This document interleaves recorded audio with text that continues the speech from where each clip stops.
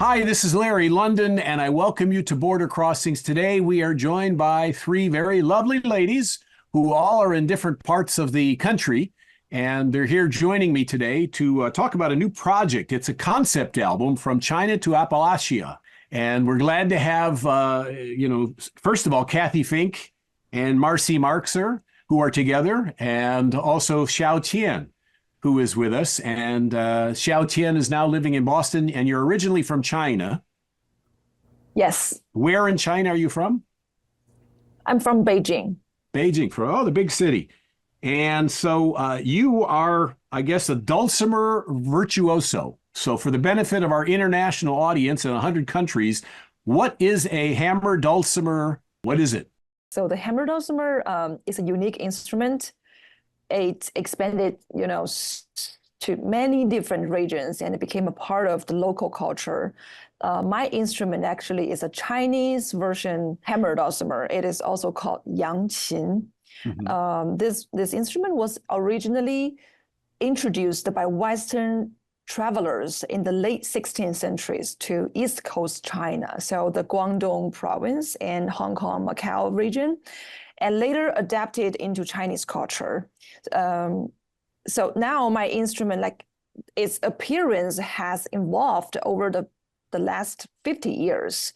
For example, we use bamboo hammers, which is considered as traditional Chinese culture, very important element, although there are numerous distinctions among hammer dulcimers, such as note arrangements is very different from American hammer dulcimer, and all the materials, the playing techniques, yeah. So, but they're like all dulcimers. They have sweet tone, beautiful sounds. Is that the instrument that I hear prevalent in all of Chinese music?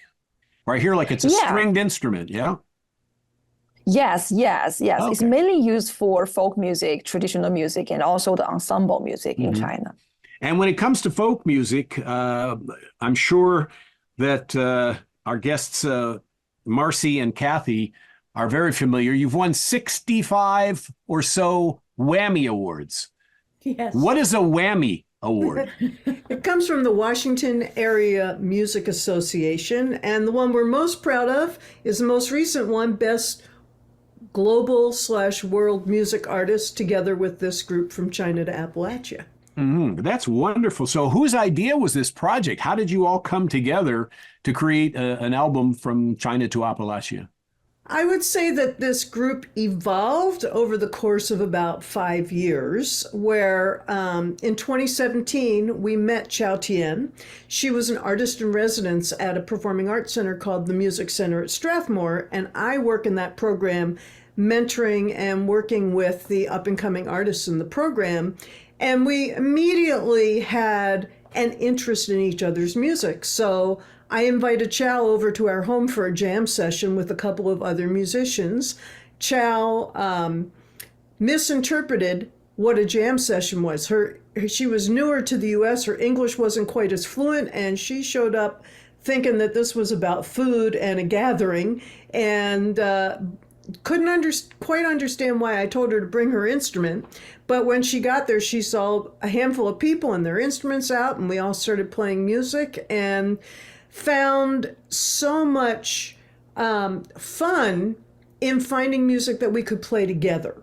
And really interesting moments of comparing our music and finding that there are pieces of American traditional music and Chinese traditional music that really kind of overlap. So over the course of the following couple of years, we just got together when we could, and we decided, let's try a concert. Let's see what happens. And because we were going to call this entity from China to Appalachia, our first concert was in Appalachia. It was in Ashe County, North Carolina. And we thought, if they like it in Appalachia, then we'll feel like we can take it elsewhere. And they didn't just like it, they loved it. And we've been going strong ever since. Didn't Frank Sinatra sing, "If I can make it in Appalachia, I can make it anywhere"? Oh, that was New York. I'm sorry. So we're talking today with Kathy Fink and Marcy Marxer, and they are a folk duo. And the style of music that they record is, in their words, well-rounded Americana. So I'm just curious to know that you've included China in your latest project. How does that translate Americana and Chinese? How do you blend those together?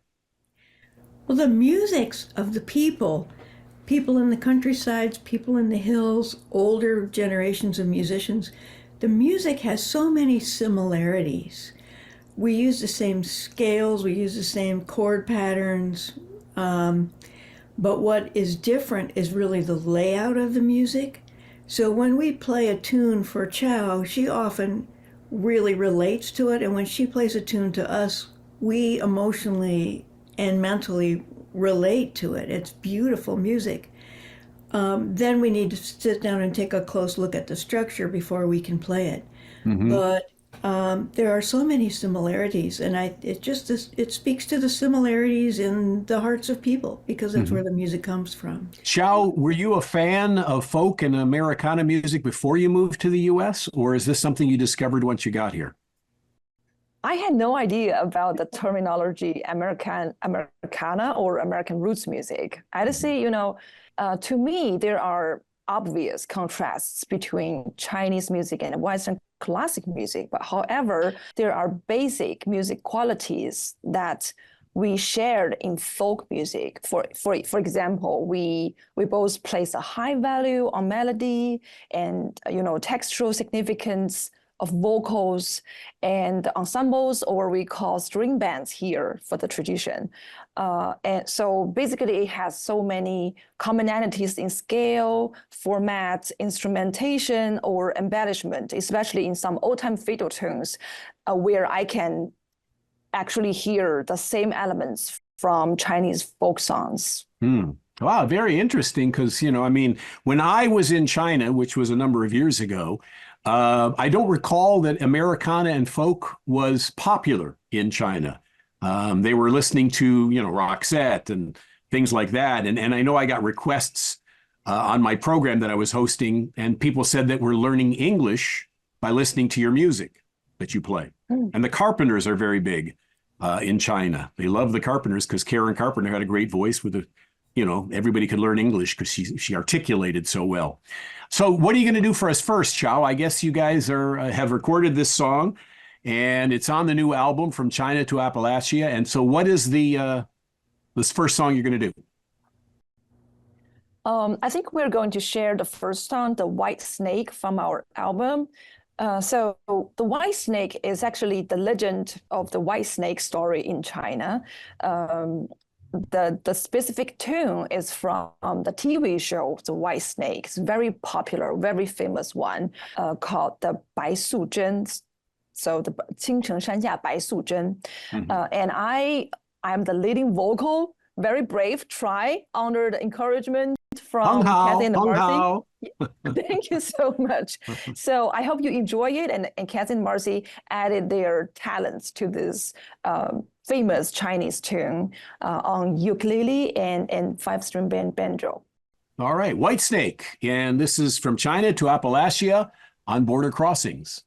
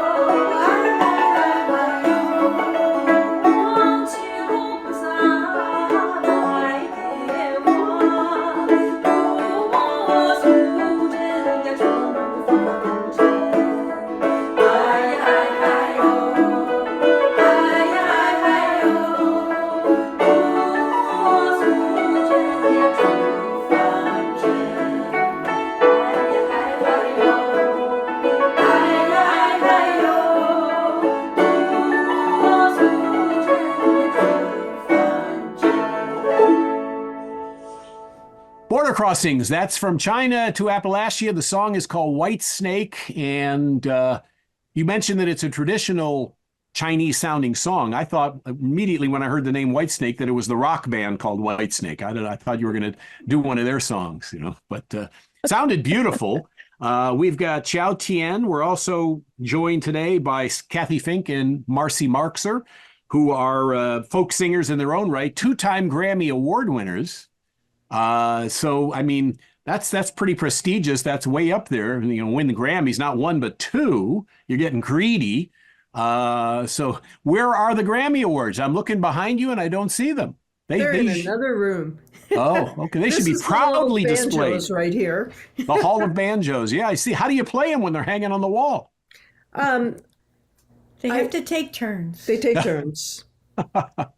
So how did you learn all of these instruments? You got the mandolin, you've got the banjo, you play a variety of instruments. I read somewhere where you play a variety of instruments.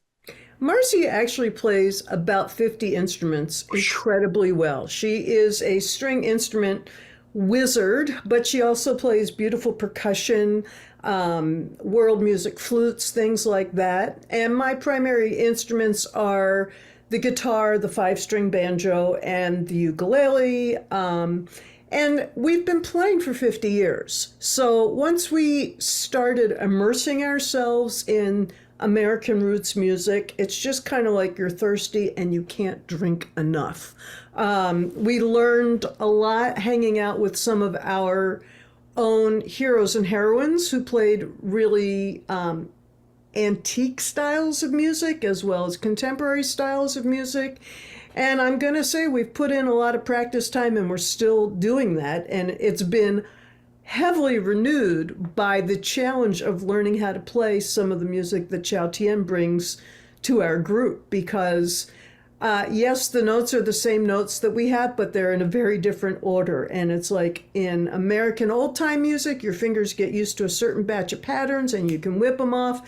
You got to change all those patterns for the Chinese music. And that's been a super fun challenge. It's just helped us really expand a lot. Mm-hmm. Well, with Chinese, they also read from the left or the right to the left, opposite direction from the U.S., the way it's written. But I've really enjoyed, my time in China, and I'm just kind of, wondering, how did you get, you attended the Conservatory of Music in China, Xiao Tian. So how did that go for you? I mean, how did you get in? That's a prestigious university, renowned around the world.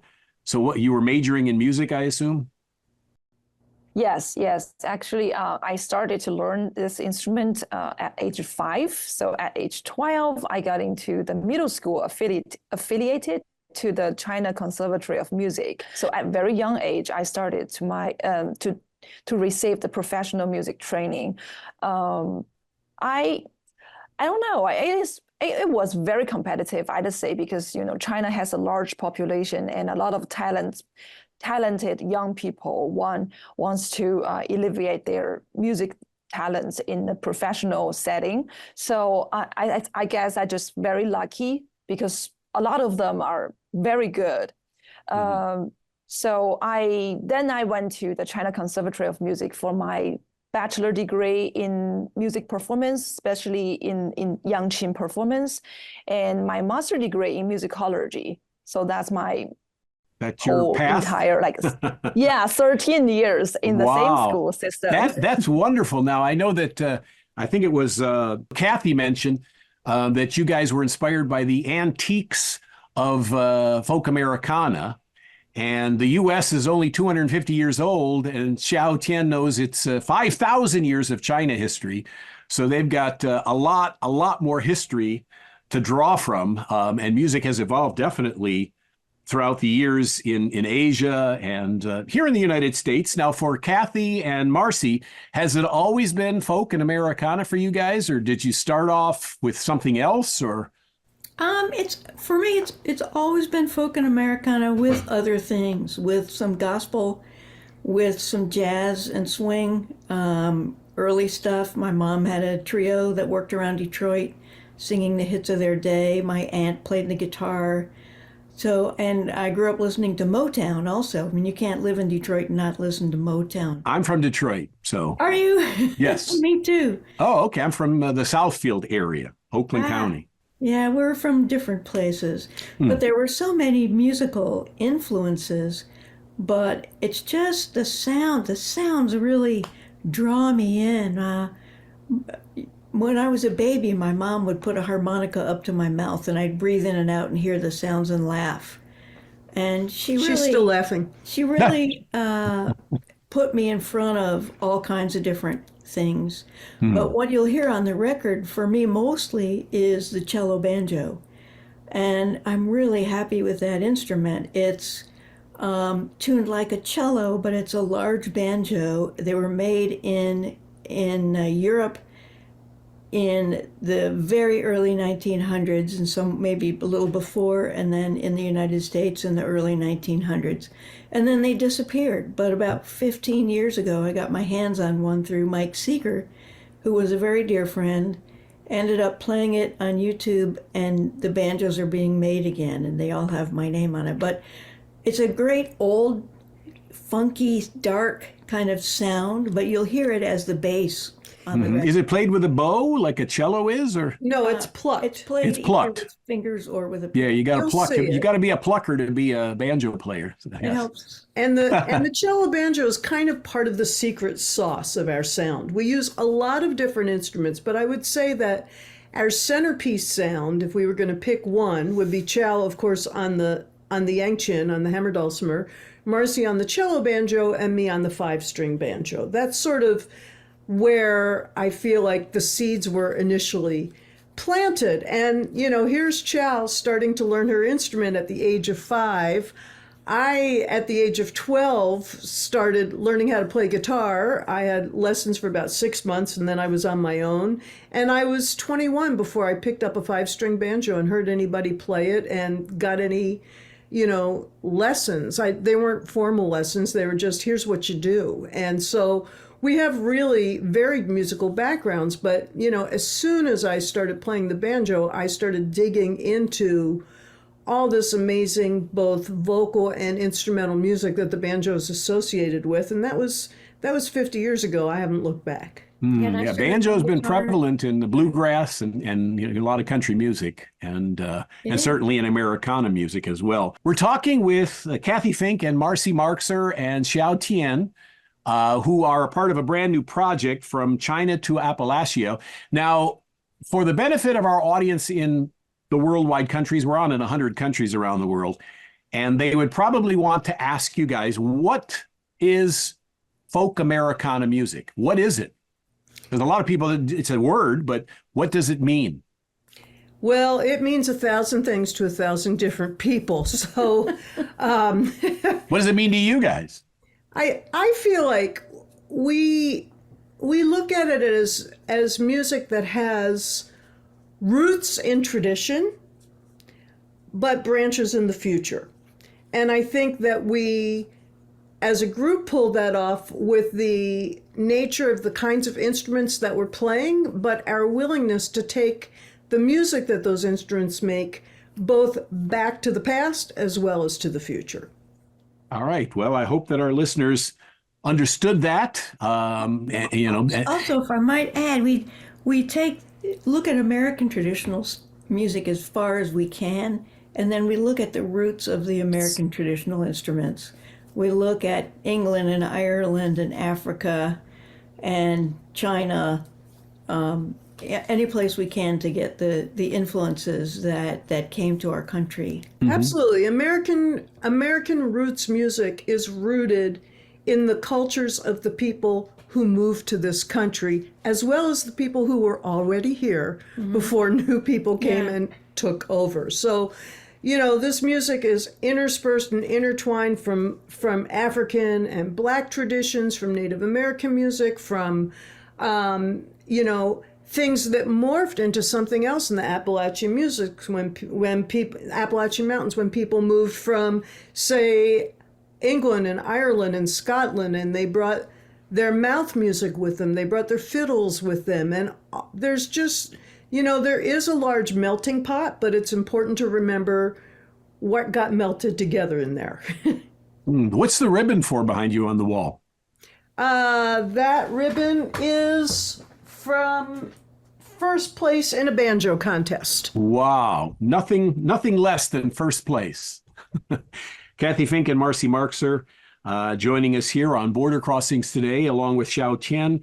And so from China to Appalachia, are you going to do other concept albums like that from other places? Do you have other titles from Japan to Appalachia? Or I know that we're going to do more music. And in fact, at the moment, we're sort of brainstorming on an album for kids and families.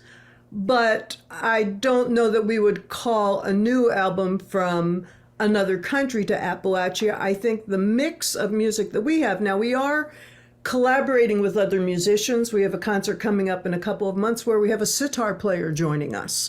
And so we're wide open to the future collaborations that we can make, but they'll start from our starting place, which is what the trio here does. And what are we going to hear next from the trio? The next song is an original song of mine. It's called Hold Each Other Up, and I wrote it early on during the pandemic. But every single day we find more reasons to sing this song right now. Probably everyone is aware of the devastation that's taken place all over Western North Carolina and Appalachia, as well as other places regarding Hurricane Helene, and the amazing efforts of so many people to exactly do that, hold each other up. The food banks, the people delivering water, the fundraisers that we're part of, things like that. And so this has kind of become a timeless song. I play the guitar. Chow is brilliant on the Hammerdulcimer, turning it into a honky-tonk piano. And Marcy's centerpiece here is, in fact, the cello banjo. So this is a song called Hold Each Other Up. Hold Each Other Up. Here they are from the project called From China to Appalachia. This is Border Crossings.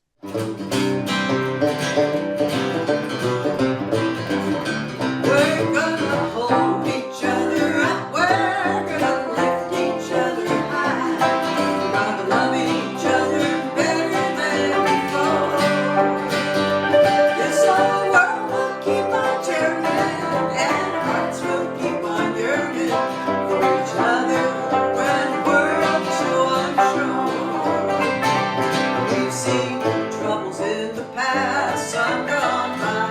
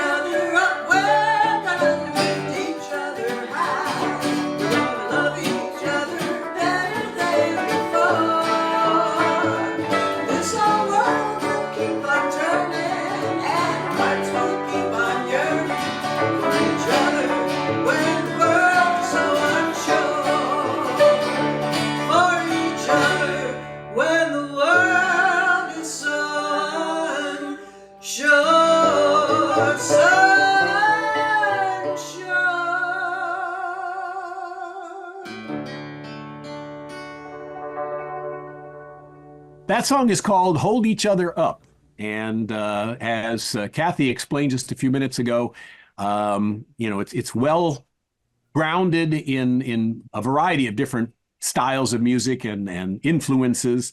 But what you do most is what you call folk Americana roots. Global. And global, yes, because you are, whammy world artists. So that's an interesting name, a whammy. I know it's named, it's an acronym for the Washington Area Music Association. Is that Washington State or Washington, D.C.? Washington, D.C. Oh, okay. And I know you performed at the Kennedy Center. You performed in Thailand for I guess the Queen of Thailand or something. Well, we performed in Washington, D.C., Marcy and I, for the Queen of Thailand. Oh, okay. So you didn't However, perform in Thailand yet. Okay. We have, Marcy and I have done some touring in China. We've been to China, Malaysia, Papua New Guinea, Vanuatu, Japan. Where else have we been? South England, Africa? Scotland, Wales, South Africa, yeah. Lots of different places. Where's your favorite place to perform? Oh my goodness, that In one's front of an audience. genius. Oh, that's great. Anywhere there's a crowd, that's your favorite place.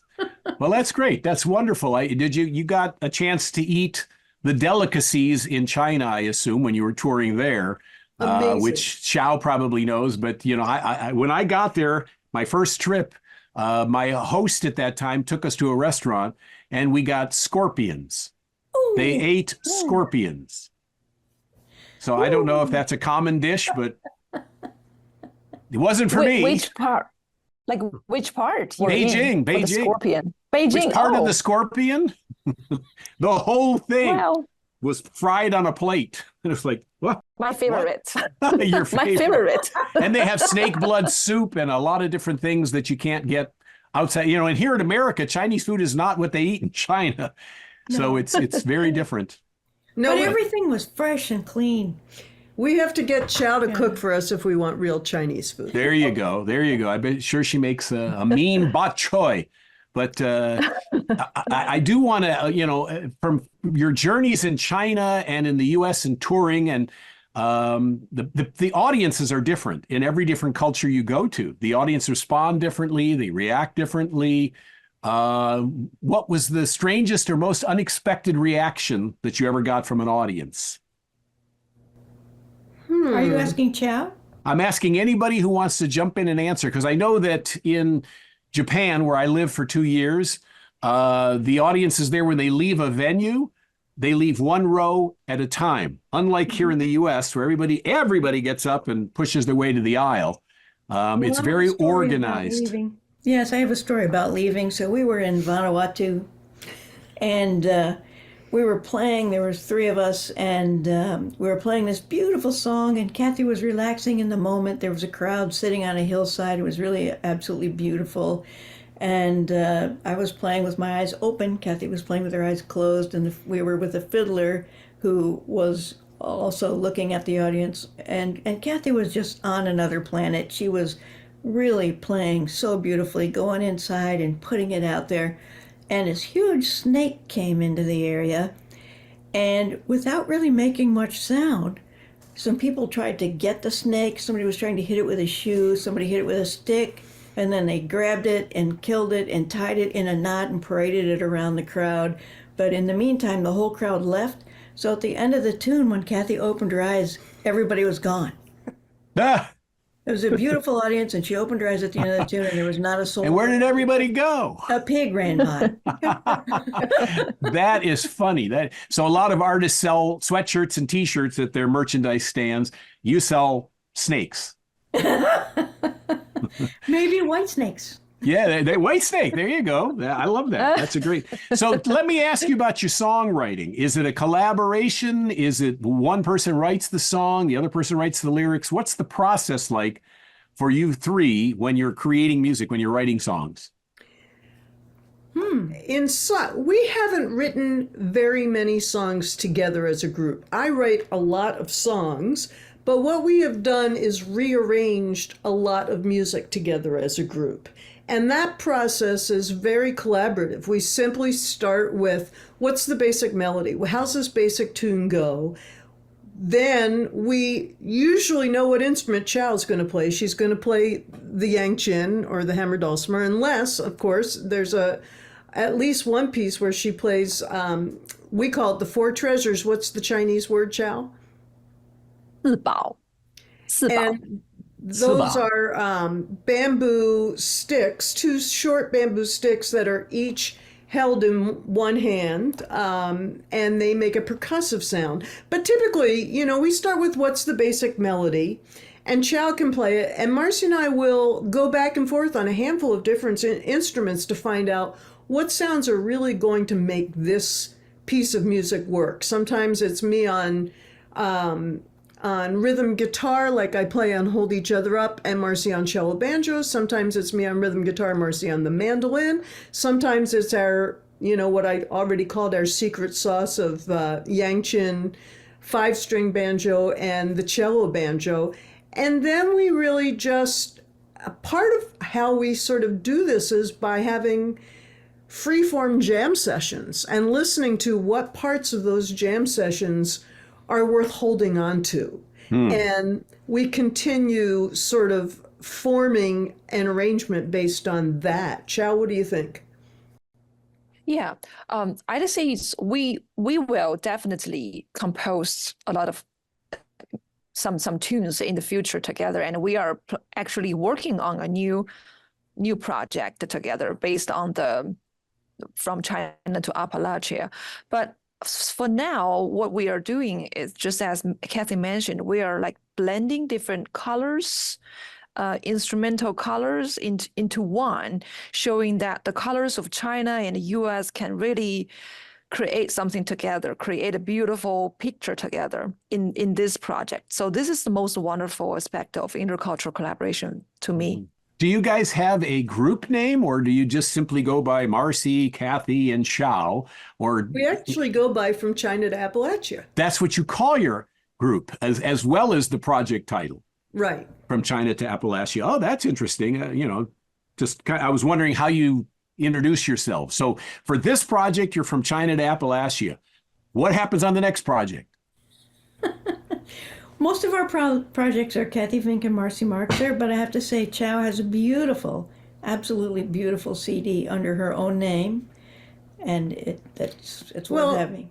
The next project will be whatever the title of the project is, and the group name will be From China to Appalachia, Kathy Fink, Marcy Marxer, Chow Tien. Wow. Okay, so you guys are a trio from here on in. And so Yeah, I would wanted say From China to Appalachia is really what I'm going to call our brand. Okay. And that it makes a nice tent under which to do a lot of our projects. And before we get to the last song, I wanted to ask each one of you if you could collaborate with three people, three artists, dead or alive, who would they be? Who would be your three top picks for collaborating in the future or in the past, dead or alive? Okay. You mean beyond this group? If the Beyond three this of group, us of could do course, that. it's to collaborate, somebody you'd like to work with. Because I know you've worked with Pete Seeger and a whole bunch of folks, but on your wish list for the top three, who are they? Let's make Chow go first. Or No. Chow? I'll go. I'm really, I am really bad in remembering people's names. So I probably will disappoint you because I had no idea about people's name. I'm going to say, I don't know. I'm really, satisfied about my musical career now because I'm collaborating with the best musicians, Kathy, Marcy, and many more. So I'm not very greedy. So I'm surprised you didn't say you'd like to collaborate with Jackie Chung Xiaohui, who is one of the five kings in China, I know, and in Hong Kong. Oh, that can be. He's got a beautiful voice. Potential project. Yeah. He would be a good collaboration. And how about you two, Kathy and Marcy? Who do you have? I would say Les Paul, who I did get to meet and hang out with, Ry Cooter, who I did get to meet and hang out with. Wow. And Juan Luis Guerra, who I've never met, but I love his music. And how about you, Kathy? Three. I have to choose Yes. three. Tough. It's very tough. Past, present. Somebody that we've collaborated with before that would still be in my top three would be an African-American fiddler and Afrofuturist performer, Jake Blunt, B-L-O-U-N-T. Beautiful, beautiful performer. I think that if I can pick from anywhere, I would pick Tito Puente. Marcy and I got to hear Tito Puente several times at the Grammy Awards at the after party, sitting about 3 feet away. And if I was going to go for a third, it would be Renee Fleming. Wow, that's really interesting. Beautiful, beautiful voice. And so, you know, even though she's mostly known in the opera world, she has an incredibly versatile voice, and we share a love of music and the mind, music and medicine, and all of those kinds of things. And so please contact her and tell her we'd like to collaborate. How about, you know, have you seen a Chinese opera? I haven't seen a Chinese opera. Oh, okay. It's very, very Marcy and I have traditional. seen Japanese operas. It's very different than American opera. Yes, yes. But the Chinese Or opera, you European know, as well, a very, very beautiful presentation. You know, I really enjoyed that. We're talking with the team from China to Appalachia, and they're going to do another song for us. What's the last song we're going to get to hear? The last song we're going to get to hear is Glory in the Meeting House. It's a tune Kathy and I have played for a while, and we started playing it for Chow, and she said, wait a minute, there's a Chinese tune that sounds a lot like that, and it actually followed the same chord progression. So we'll play it first, and then Chow will back up, and Chow will play the Chinese version. Called Leader's Glory. Leader's Glory. So it just happened to have similar names, Glory in the Meeting House and Leader's Glory. And you'll hear us having a great time doing what we do. Here we are from China to Appalachia. This is Border Crossings.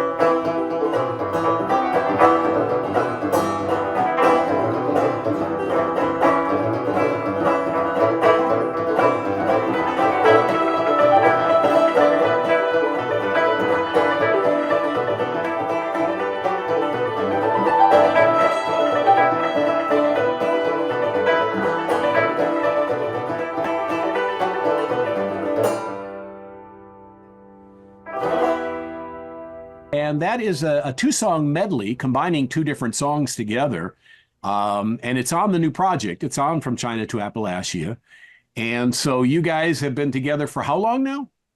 Well, we've known each other since 2017, and we've been seriously touring and performing together for about 3 years. And Xiao, you are coming out with your own album? Yes, I have an album called The Girl from the East. That was a live concert album recording from my Strathmore concert. And so, how does your music as a solo artist differ from the music you do as a trio? Well, I was trained with traditional Chinese music, classic Chinese music, and Western classic music. But when I play with Kathy and Marcy, I have privilege to learn the American roots music, old time music, bluegrass music, swing, a little bit, jazz, a little bit. So I think it's really good for me to actually practice those music genres instead of just listen to the records by myself. And I learned a lot. So what music are you listening to these days? I mean, if you're going to work out on the treadmill, what's playing on Xiao Tian's playlist? Well, the other day is so funny. The other day I just, went on the Chinese music platform and I searched Shady Grove and all kinds of Shady Grove. So many editions, over hundreds. I was like, listen through all of this 100 editions and to figure out what's the difference, why people play, how people play it in the different styles and what is the instrumentation. Last year I already started to play the American roots music, but I had just, very simply touch. But this year, I think I'm taking it seriously, deeper and deeper to trying to figure out what is the quality, what is the essence of this genre. Well, you've got a couple of very good mentors in Kathy and Marcy. Yes. Well established, and their music has been performed in over 30 countries around the world. Multiple award winner, and they're with us if you're just tuning in for the first time. The project is called From China to Appalachia, and it's a concept album, but it's also the name of the group as a project, which hopefully will continue on from here on in. And Chow will be a member of the group from here on in. And so I was, before we go, first of all, how can people get the album? People around the world living in Nigeria, Kuwait, Philippines, how can they get the album? Probably all over the world. The easiest place to get the album is from Amazon. It can also be heard on Spotify, on YouTube, and we have a Bandcamp page. If you Google Kathy Fink Marcy Marxer Bandcamp, the album is on Bandcamp, and those are probably the easiest ways to find it. And so on Bandcamp on Fridays, we get the money. Oh, well, there you go. Why not? Just saying. That's great. Are you on social media? Do you guys have a website? We are on social media. We have, if you go to kathymarcy.com, that's our website, and you go under the About tab, and it's got a whole page just dedicated to From China to Appalachia. And then Kathy Fink and Marcy Marxer have our own social media on Facebook, and Chow has her own. I'm sure I've got Instagram. I think it's CFink Banjo, and I think it's the same for TikTok. And in fact, Glory in the Meeting House and Leaders Glory went viral on TikTok. It's had over 730,000 views. Wow. Congratulations. And from time to time, we post on TikTok. In fact, we did something the other day to encourage people to make donations to some disaster relief places for Hurricane Helene. And there'll be lots more TikTok and viral stuff. And we've also got a whole channel of our YouTube videos at the Kathy Fink and Marcy Marxer YouTube page. I like your earrings. Thank you.